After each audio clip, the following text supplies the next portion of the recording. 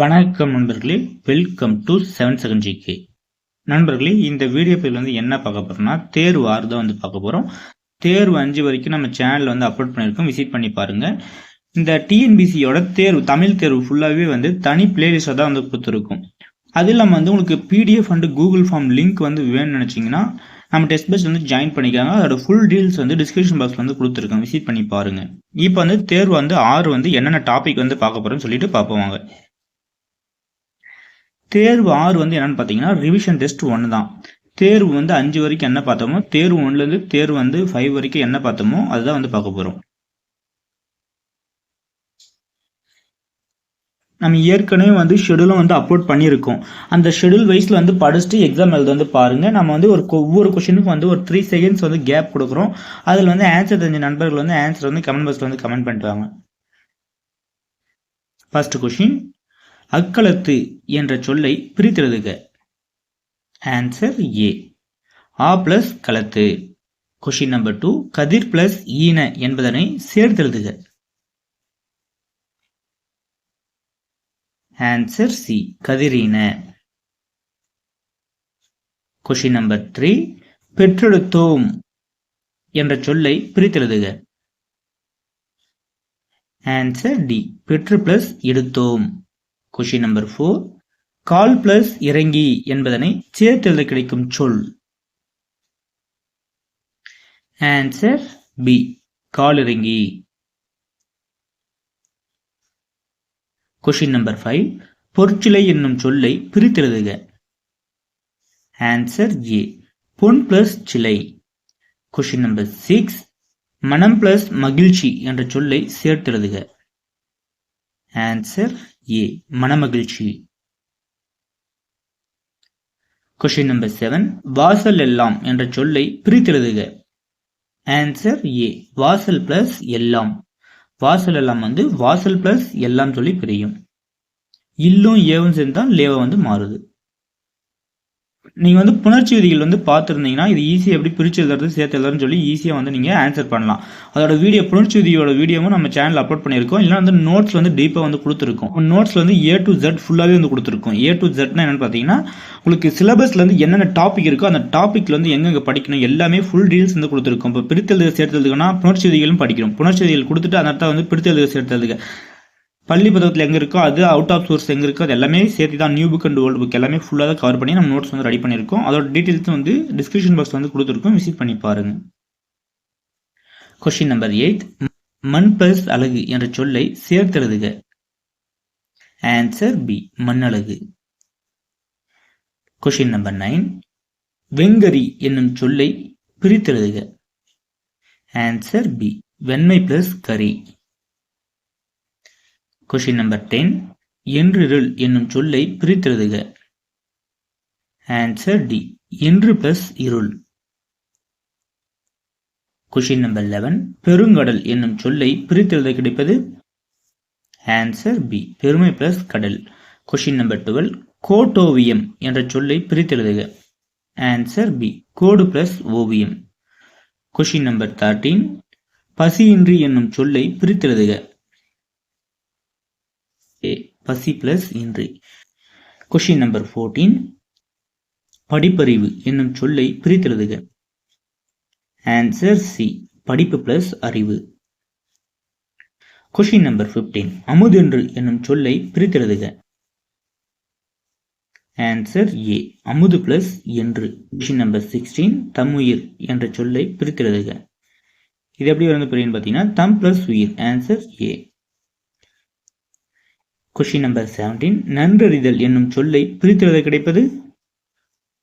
Answer B, நன்றி plus அறிதல். Question number 18, மின்னணு என்னும் சொல்லை பிரித்தெழுத கிடைப்பது. ஆன்சர் ஏ, மின் பிளஸ் அணு. கொஸ்டின் நம்பர் 19, செந்தமிழ் என்னும் சொல்லை பிரித்தெழுத கிடைப்பது.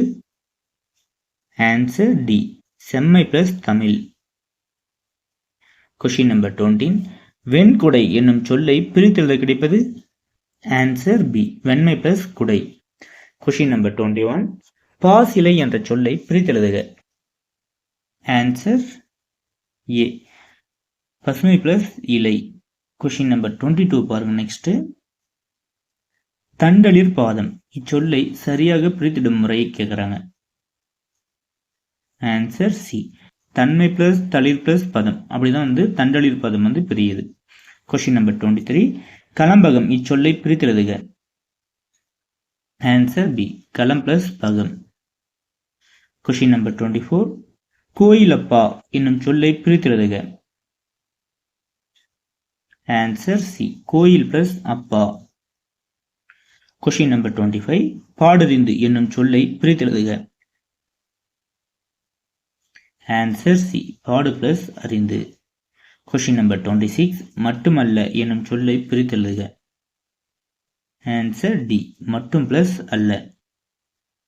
கொஷின் நம்பர் 27, கண்ணோடாது என்னும் சொல்லை பிரித்தெழுதுக. ஆன்சர் ஏ. கண் பிளஸ் ஓடாது. கொஷின் நம்பர் 28, கசடர என்னும் சொல்லை பிரித்தெழுதுக. Answer D. கசடு பிளஸ் அரன்னு சொல்லி பிரியும். கொஷின் நம்பர் 29, அக்களத்து என்ற சொல்லை பிரித்தெழுதுக. Answer A. ஆ பிளஸ் களத்து. கொஷின் நம்பர் 30, வாசல் எல்லாம் என்ற சொல்லை பிரித்தெழுதுக. ஆன்சர் ஏ. வாசல் பிளஸ் எல்லாம். கொஷின் நம்பர் 31, அகழ்வாரை தாங்கும் நிலம் போல தம்மை இகழ்வார் பொறுத்தல் தலை. இக்குறளில் பயின்று வரும் எதுகை எது? எதுகை எதுன்னு கேட்குறாங்க. Answer B. அடியெதுகை. கொஷின் நம்பர் 32, பொருத்தமான விடையை தேர்வு செய்க. அகழ்வார் என்பது வினையாளன் பெயர், சரி. இகழ்வார் என்பது வினையாளனின் பெயர், இதுவும் சரி. பொருத்தல் என்பது வினைத்தொகை, இது தவறு. ஆன்சர் பார்த்தீங்கன்னா ஏ. 1 2 சரி. கொஷின் நம்பர் 33, வரிசைப்படுத்தி எழுதுக. Answer C. கொஷின் நம்பர் 34, ஊக்கமுடைமை என்றால் என்ன? ஒரு செயலை செய்வதில் விடாமுயற்சி, ஊக்கம், அர்ப்பணிப்பு உணர்வு கொண்டிருத்தல் வேண்டும். கொஷின் நம்பர் 35, நம் எச்செயலையும் ஊக்கத்தோடு செய்வதால்? Answer B. வெற்றி கிட்டும்.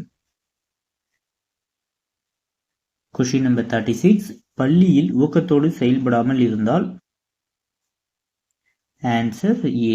ஒற்றுமை குறையும். கொஷின் நம்பர் 37, கீழ்காண்பவற்றில் பள்ளியில் ஊக்கத்தோடு செயல்படும் சூழலை தெரிவு செய்க. Answer A. முழு மனதுடன் ஆசிரியருக்கு உதவுதல்.